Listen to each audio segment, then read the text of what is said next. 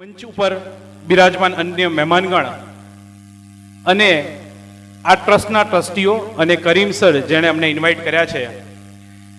Karim sir એમની સ્પીચમાં ઘણી બધું સીએ માટે કીધું. તો કરીમ સર, હું અહીંયા પહેલા બે પ્રશ્ન પૂછીશ કે અહીંયા જે પબ્લિક આવી છે એમાંથી કેટલા લોકોને લાવવામાં આવ્યા છે અને કેટલા લોકો વોલેન્ટરી આવ્યા છે? કારણ કે કરીમ સરે સીએ માટે આટલું બધું કીધું, આટલા બધા મુરબ્બીઓ આવવાના છે એટલે હોલ ભરેલો હોય એ જરૂરી છે, એમાં ખાલી ના થવો જોઈએ. તો મારો પહેલો પ્રશ્ન છે કે જે વિદ્યાર્થીઓ આવ્યા છે એ લોકોને પૂછીશ કે તમે વોલેન્ટરી કેટલા લોકો આવ્યા છો? તમને જાણવાની ઈચ્છા હતી, તમે આવ્યા છો, એવા હાથ ઉપર કરે. ઓકે, એટલે બાકીના એવા અઝ્યુમ કરું છું કે પેરેન્ટ્સે ધક્કો મારીને અહીંયા મોકલ્યા છે કે આ પેરેન્ટ્સ અહીંયા લઈને આવ્યા છે. પણ આપણે ગુજરાતમાં છીએ અને હું વાણિયો છું એટલે હું વાણિયાની ભાષામાં વાત કરીશ. ગુજરાતમાં છે તો સૌથી ઓછું ઇન્વેસ્ટમેન્ટ અને સૌથી વધારે રિટર્ન મળે એવું ઇન્વેસ્ટમેન્ટ કરવું હોય તો કોને ના ગમે? બરોબર કે નહીં સાહેબ? ગુજરાતમાં બિઝનેસ માટે જાણીતા છે આપણે બધા જ. કોઈ પણ માણસ એમ કે 1 લાખ રૂપિયા લગાડો અને તમને 10 લાખ રૂપિયા મળે તો પહેલા દોડશે, લાઈન લાગશે. યસ ઓર નો? એના માટે ફોન નહીં કરવા પડે, કોલમાં આવો. સાહેબ, ચાર્ટર્ડ એકાઉન્ટન્ટ બનવાની કોસ્ટ કેટલી ખબર છે? કોઈ કહેશે? અંદાજિત 30,000, 40,000, 50,000, 70,000. સાહેબ, તમે એકચ્યુઅલ કેલ્ક્યુલેશન કરો ને તો -20,000. કેમ -20,000? જે કે સર બરોબર કે નહીં? ઇન્સ્ટિટ્યૂટની ફાઉન્ડેશન, ઇન્ટર, ફાઇનલ પ્લસ તમે આઈટી ટ્રેનિંગ કરો, જીએમસીએસ ટ્રેનિંગ કરો, એ બધાની કોસ્ટ થઈને મેક્સિમમ 1,10,000 રૂપિયા. અને એની સામે 2 વર્ષ આર્ટિકલશીપ કરો તો પહેલા વર્ષે 5,000 ગુણ્યા 12 એટલે કે 60,000 રૂપિયા. બીજા વર્ષે 6,000 ગુણ્યા 12 એટલે કે 72,000. તો જે વળતર મળે છે ડ્યુરિંગ ધ કરિક્યુલમ ઓનલી, તમે જ્યારે સીએ કરતા હો ત્યારે જ તમને પૈસા જે પાછા મળે છે એક કોર્સ કરતા વધારે પૈસા પાછા મળે છે. હવે મને બતાવો કે જે કોર્સ MBA, બીજા બધા કોર્સિસ છે, ડોક્ટર, 25-25, 40-40 લાખ ખર્ચ્યા પછી પણ no guarantee, no warranty of employment. જ્યારે આ એક જ કોર્સ એવો છે જેમાં 100% એમ્પ્લોયમેન્ટ. 100 ની વધારે કહીશ. કેમ? કારણ કે તમારી ડિમાન્ડ હોય, તમારે જોબ છોડવી હોય તો સામે 10 જોબ તૈયાર હોય, એવો આ કોર્સ. બીજી વસ્તુ, જેને ખર્ચો ભણવાનો થાય જ નહીં અને તમને પૈસા મળે ડ્યુરિંગ ધ કરિક્યુલમ, ભણતી વખતે તમને કમાતા કરી દે, એવો આ કોર્સ.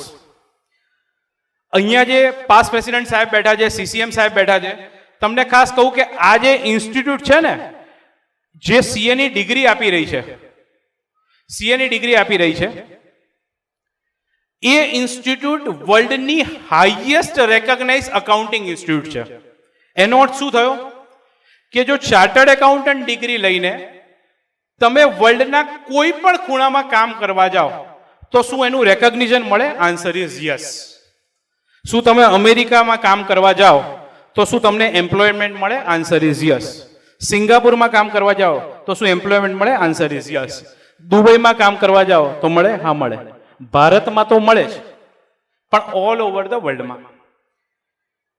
પુરુષોત્તમ સર, આપણે ઇન્ડિયાની બહાર પણ આપણે એક્ઝામ કન્ડક્ટ થાય છે.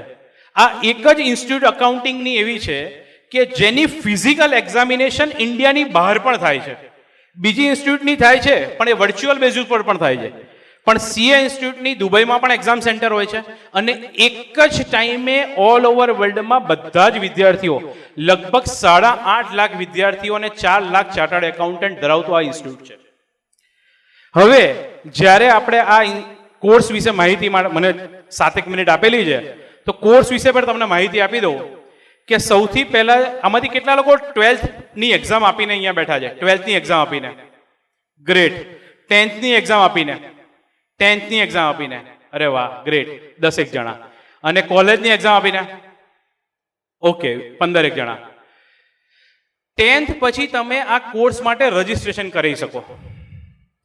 ફાઉન્ડેશનની એક્ઝામ તમે ક્યારે આપી શકો? 12th ની એક્ઝામ અપિયર થયા પછી તમે ફાઉન્ડેશનની એક્ઝામ આપી શકો. Are you clear? 10th પછી તમે રજીસ્ટ્રેશન કરી શકો. ટ્વેલ્થની એક્ઝામ પછી તમે એની ફાઉન્ડેશનની એક્ઝામ આપી શકો. હવે ક્વેશ્ચન, જેને ગ્રેજ્યુએશન પતી ગયું છે, જો તમારે 55% થી વધારે છે તો તમે ડાયરેક્ટ એન્ટ્રી એક્ઝામમાં તમે ક્વોલિફાય છો, એટલે કે ફાઉન્ડેશન એક્ઝામ આપવાની જરૂર નથી, ડાયરેક્ટલી તમારે ઇન્ટરની એક્ઝામ આપવાની. ફાઉન્ડેશનની ફી કેટલી? 9,000 રૂપીસ ઓનલી બોલું છું, ખબર પડે છે કેમ? કારણ કે અહીંયા જે બેઠેલા 11-12ના જે વિદ્યાર્થીઓ છે એ લોકોએ કોચિંગ ક્લાસમાં પણ આટલા પૈસા નહીં ભર્યા, એનાથી વધારે ભર્યા હશે. ઇન્સ્ટિટ્યૂટની ફાઉન્ડેશનની ફી એટલી. ત્યારબાદ ફાઉન્ડેશન ક્લિયર કર્યા પછી 8 મહિના પછી તમારી સીએ ઇન્ટરની એક્ઝામ આવી શકે.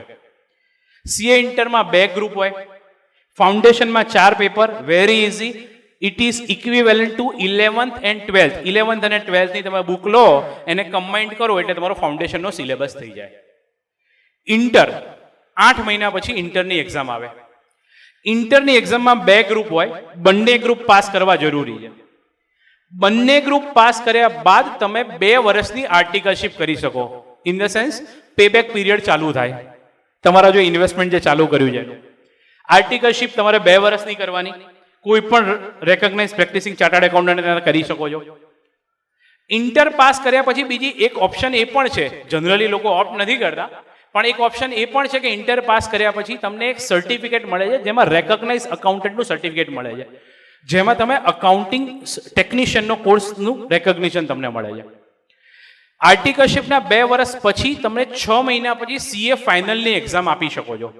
પહેલા એવું હતું કે 3 વર્ષની આર્ટિકલશિપ કરવી પડતી હતી, છેલ્લે 6 મહિનામાં એક્ઝામ આપી શકતા હતા. હવે એવું નથી, 2 જ વર્ષની આર્ટિકલશિપ કર્યા બાદ તમે 6 મહિના પછી સીએ ફાઇનલની એક્ઝામ આપી શકો છો. સીએ ફાઇનલની એક્ઝામમાં પણ 2 ગ્રુપ હોય છે. જે લોકો એમ વિચારતા હોય કે ખરેખર સીએ કરવું અઘરું છે, હું એક મારું એક્ઝામ્પલ ખાસ કરીમ સરે મને કીધું હતું કે તમારી પર્સનલ લાઈફનું પણ એક્ઝામ્પલ આપજો, જેથી ઇન્સ્પિરેશન મળે. જ્યારે પુરુષોત્તમ સરનું ઇન્ટ્રોડક્શન આપ્યું ત્યારે કીધું કે એક રાજસ્થાનના એક નાના ગામડામાંથી આવેલા ચાર્ટર્ડ એકાઉન્ટન્ટ તે સીસીએમ લેવલ ઉપર છે. એ જ રીતે ગુજરાતી મીડિયમ, સર તમે હમણાં ફોર્મની વાત કરી ને કરીમ સર, ત્યારે મને યાદ આવ્યું કે જ્યારે હું મારું ફાઉન્ડેશનનું ફોર્મ ભરવા ગયો તો PE1 હતું એ વખતે, ત્યારે ચાર્ટર્ડ એકાઉન્ટન્ટનો સ્પેલિંગ, એટલે ચાર્ટર્ડ લખવાનું હોય ને હું ફોર્મમાંથી કોપી કરતો હતો, પેલો ડિમાન્ડ ડ્રાફ્ટ બનાવવાનું હોય ને તો એમાંથી કોપી કરતો હતો. કેમ? કારણ કે 12મા સુધી આપણે ગુજરાતીમાં ભણેલા, એટલે આપણું ઇંગ્લિશ કેવું હોય, સો બરોબર કે નહીં? પણ એક કોપી કરતી વખતે એટલો કોન્ફિડન્સ હતો કે આ સ્પેલિંગના ડેલી બેઝિસ ઉપર મારા લેટર પેડ ઉપર આ સ્પેલિંગ છપાશે અને મારી સહી થશે. એ કોન્ફિડન્સથી મેં ફાઉન્ડેશનનું ફોર્મ ભર્યું હતું. મારા ફાધર એવું કહેતા હતા કે પહેલા બીકોમ પતાવી લે, 12થમાં સારા પર્સન્ટ આવ્યા છે, બાવાના 2 બગડશે, બીકોમ એ નહીં થાય, સીએ નહીં થાય, સીએ તો અઘરું જ હોય. પણ મેં કીધું ના, કરીશ તો સીએ કરીશ. અને એ જ કોન્ફિડન્સ સાથે અત્યારે ચાર્ટર્ડ એકાઉન્ટન્ટ બને 16 વર્ષ થયા. પણ તમને ખાસ મેં જે સ્ટાર્ટિંગમાં કીધું તે ફરીથી રિપીટ કરીશ અને મારું વક્તવ્ય પૂરું કરીશ. ચાર્ટર્ડ એકાઉન્ટન્ટ ડિગ્રીની વેલ્યુ માત્ર ઇન્ડિયામાં નહીં પરંતુ ગ્લોબલી છે. એનું જો ખરેખર ઉદાહરણ કહેવું હોય, સુનિલ સર રેકગ્નાઇઝ કરશે કે એનઆરઆઈ તરીકે મારી ઓળખાણ આપી કે એનઆરઆઈ તરીકે મને ઓળખે છે. Globally, I am invited as a faculty to address NRI at the various forum of USA, Dubai. કાલે પણ જઈ રહ્યો છું, આજે રાતની ફ્લાઇટ છે, દુબઈમાં એક NRI ફોરમને એડ્રેસ કરવા જઈ રહ્યો છું. આ રેકગ્નિશન સ્ટેટસ માત્ર ને માત્ર કોઈ ડિગ્રી આપતું હોય તો એ ચાર્ટર્ડ એકાઉન્ટન્ટ ડિગ્રી છે. એ સિવાય કોઈ પણ ડિગ્રીમાં આટલી તાકાત નથી કે તમને આ ગ્લોબલી રેકગ્નિશન મળે. એટલે ફ્રેન્ડ્સ, હું રિક્વેસ્ટ કરીશ, આ ટ્રસ્ટનો હું ખરેખર આભારી છું. અમારા વખતે તો આજથી 15-17 વર્ષ પહેલા કેમ સીએ કરવું છે, મારા ભાઈના છોકરાએ સીએ કર્યું છે, મારા કાકાના છોકરાએ સીએ કર્યું છે, માટે સીએ કરવું છે, એટલું જ નોલેજ હતું. આવા સેમિનારોની અછત હતી. આટલી મહેનત આ સંસ્થા કરી રહી છે. તમારે 100% દીર્ઘ દ્રષ્ટિ રાખીને આ સીએનો કોર્સ કરવો જોઈએ. અને આગળ પુરુષોત્તમ સરને બધા વક્તાઓ કહેશે કે ઇન્સ્ટિટ્યૂટ પણ આમાં કેવી રીતે સપોર્ટ કરી રહી છે.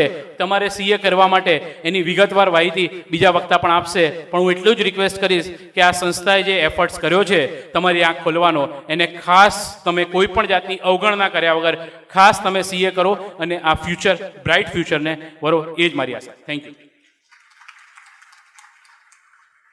આપ જોઈ શકો છો કે રિંકેશ સરનો જે કોન્ફિડન્સ છે, આ ડિગ્રી તમને જેને સ્પેલિંગ નહોતા લખી શકતા, હવે 14,000 મેમ્બર અથવા એનાથી વધારે મેમ્બર અહેમદાબાદ ચેપ્ટરમાં છે, એના ચેરમેન થવા જઈ રહ્યા છે.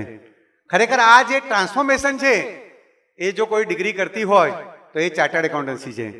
મિત્રો, મેં તમને કીધું વચ્ચે વચ્ચે આપણે પ્રશ્ન પૂછતા જઈશું. તો રિંકેશ સરના વ્યક્તિત્વમાંથી મને એક પ્રશ્ન ઉદ્ભવ્યો છે.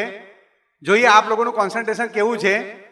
જે સાચો જવાબ આપશે એને મહાનુભાવોના હસ્તે આપણે ઇનામ પણ આપીશું.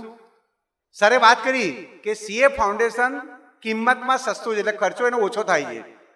એમણે એક ફી કીધી સીએ ફાઉન્ડેશનની, કે સીએ ફાઉન્ડેશનની માત્ર 18 રૂપિયા ફી છે. મને એનો જવાબ જોઈએ છે કેટલી ફી છે. કોઈ બોલવાનું નથી, માત્ર હાથ ઊંચો કરવાનો છે. સીએ ફાઉન્ડેશન જે સીએ નું પહેલું સ્ટેજ છે, અને જ્યારે તમે એનું રજીસ્ટ્રેશન કરાવો છો ત્યારે એમણે એક એમાઉન્ટ કીધી છે. એ એમાઉન્ટ કેટલી છે એનો જે સાચો જવાબ આપશે એને આપણે સરપ્રાઈઝ ઇનામ આપીશું. સના સરકો તો કોને બોલી છેક છેલ્લે. યસ, દીકરીના કોન્ફિડન્સ માટે એકવાર તાળીઓ હોવી જોઈએ. Hello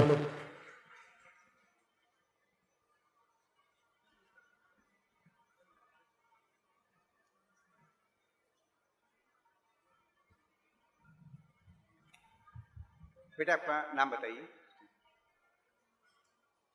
good evening. 9,000. 9,000 rupees. Right answer. क्या नाम है बेटा आपका? बेटा आपका नाम बताइए. फहीमा. ફાઈન, ખડી રહીએ. હું પ્રોફેસર જેકે સરને વિનંતી કરીશ કે સાચા જવાબ માટે એનું સન્માન કરે. અચ્છા, લાસ્ટ એની ફાઉન્ડેશનની ટોપર છે. ઓહ, થેન્ક યુ સર. આ